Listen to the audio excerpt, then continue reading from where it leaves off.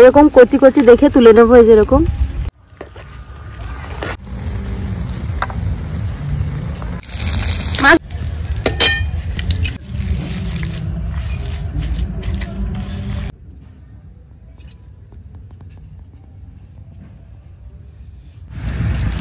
আলু ভর্তাটা মাছ দিয়ে খেতে খুবই ভালো লাগে।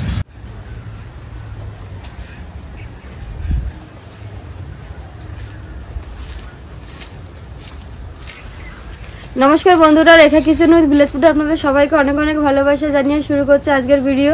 আজকে সকাল সকাল চলে এসেছি দেখুন মাঠে, আর আজকে আপনাদের সঙ্গে একটু অন্যরকম রেসিপি শেয়ার করছি, তার জন্য চলে এসেছি দেখুন মাঠে। এখান থেকে কিছু পালং শাক নেবো, সাইডেই আছে, আর এই পালং শাক দিয়ে একটু দুর্দান্ত রেসিপি শেয়ার করবো। তো বন্ধুরা পুরো ভিডিওটা দেখবেন, আমার সঙ্গে থাকবেন। চলুন চলে যাই পালং শাকের জমিতে।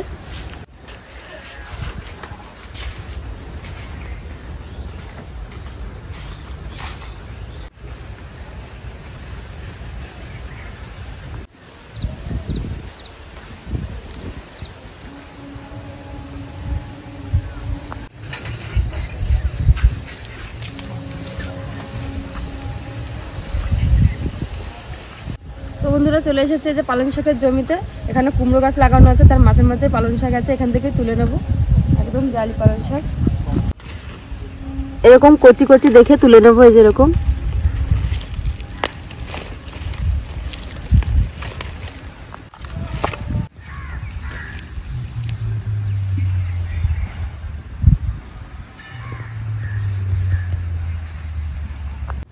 বন্ধুরা সব গুছিয়ে নিয়ে যে চলে এসেছি রান্নাঘরে।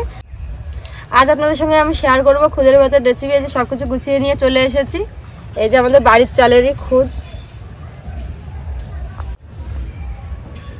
আর সঙ্গে থাকবে আলু ভর্তা, ডিম ভর্তা, আর এখানে আপনাদের দাদা যে বাজার থেকে কাতলা মাছ নিয়ে এসেছে, এখনো ধুয়ে নিয়ে আসিনি। পালং শাক আর এটা একসঙ্গে ধুয়ে নিয়ে আসবো।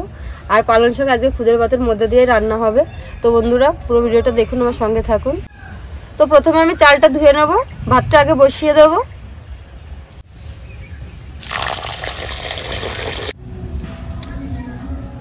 উনুন ধরিয়ে নিচ্ছে,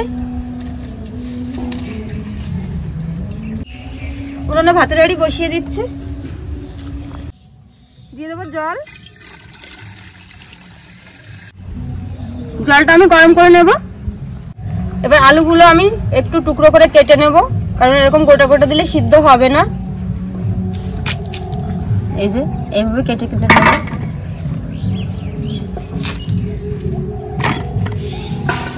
জল গরম হয়ে গেছে, ধুয়ে রাখা খুদটা দিয়ে দেবো। কেটে টুকরো করে রাখা আলু টুকরো করে ভালো করে ধুয়ে নিয়েছি, দিয়ে দেবো। এবার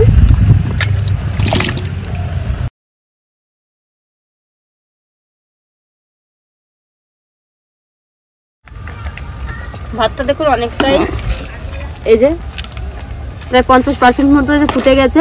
এবার আমি দিয়ে দেবো কেটে রাখা পালং শাকগুলো। এই যে ধুয়ে কেটে নিয়েছি পালং শাক, দিয়ে দেবো।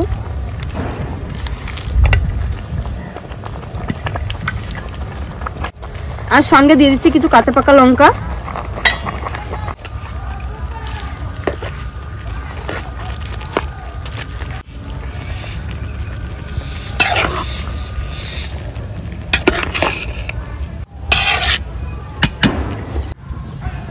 এই যে বন্ধুরা বাড়ির গাছে বেগুন নিয়েছি দুটো, এই বেগুন দুটো দিয়ে দিচ্ছি।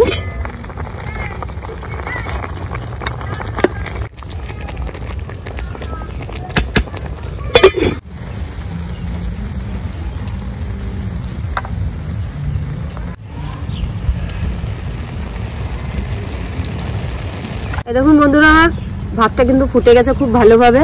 এই যে আমি ভাতে কিন্তু পরিমাণ মতো জল দিয়েছি, ভাতের ফ্যানটা কিন্তু আমি ফেলিনি। এইভাবেই খেতে কিন্তু খুব সুন্দর লাগে।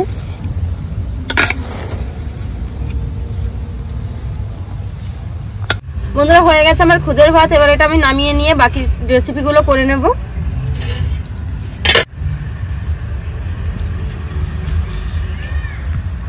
এবার আমি মাছটা ভেজে নেব। মাছে প্রথমে আমি লবণ হলুদ মেখে নেব। লবণ, হলুদ গুঁড়ো,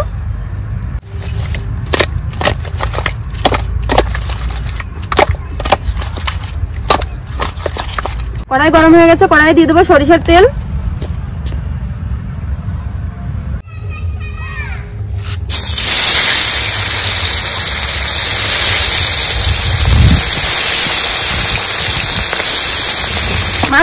ভাজা হয়ে গেছে, তুলে নেব।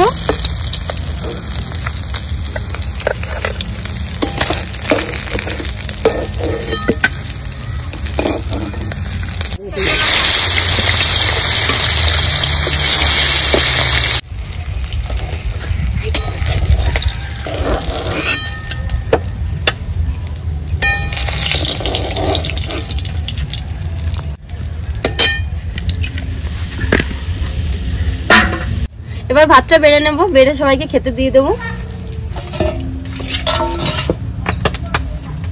আমি আলু সিদ্ধটা মেখে নিচ্ছি, এই যে লবণ দিয়ে দিয়েছি। এবার দিয়ে দিচ্ছি সরিষার তেল। এবার শুকনো লঙ্কা ভেঙে নেব।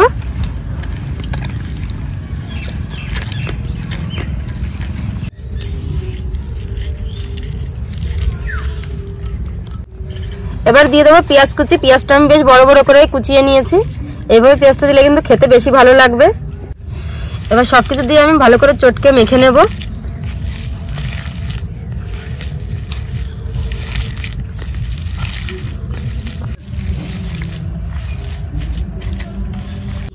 এবার ডিমের ভর্তাটা বানিয়ে নেব।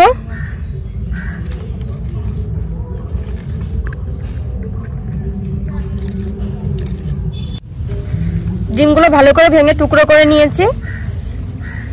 এবার এর মধ্যে দিয়ে দেবো লবণ, শুকনো লঙ্কা যে ভেঙে নিয়েছি। এবার দিয়ে দেবো সরিষার তেল।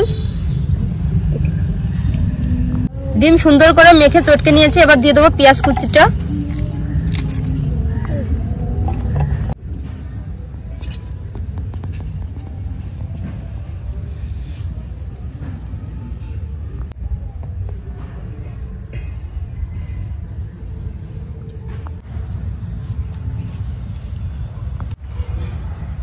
আলু ভর্তাটা আমি তুলে নেব।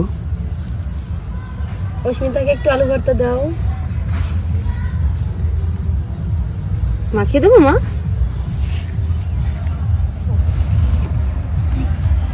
বন্ধুরা, আরো একটা রেসিপি কিন্তু সঙ্গে আছে, বেলে শাক ভাজা। বাড়িতেই করেছে এটা।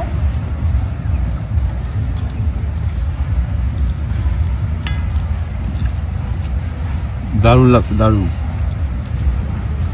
ভালো লাগছে বাবা। কাতলা মাছ আর শাক ভাজা খুব জমে যাবে আজকে।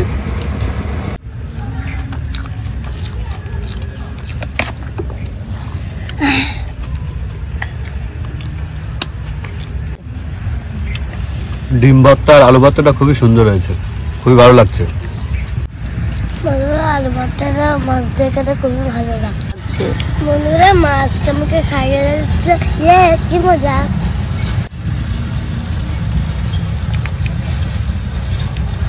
ডিম ভর্তাটা খুবই ভালো লাগছে। বন্ধুরা সাবস্ক্রাইব করে দেবেন চ্যানেলটিকে, লাইক করবেন, শেয়ার করবেন। টাটা, আবার দেখা হচ্ছে। সবাই সুস্থ থাকবেন, ভালো থাকবেন। আবার দেখা হবে নতুন আরেকটি ভিডিওতে।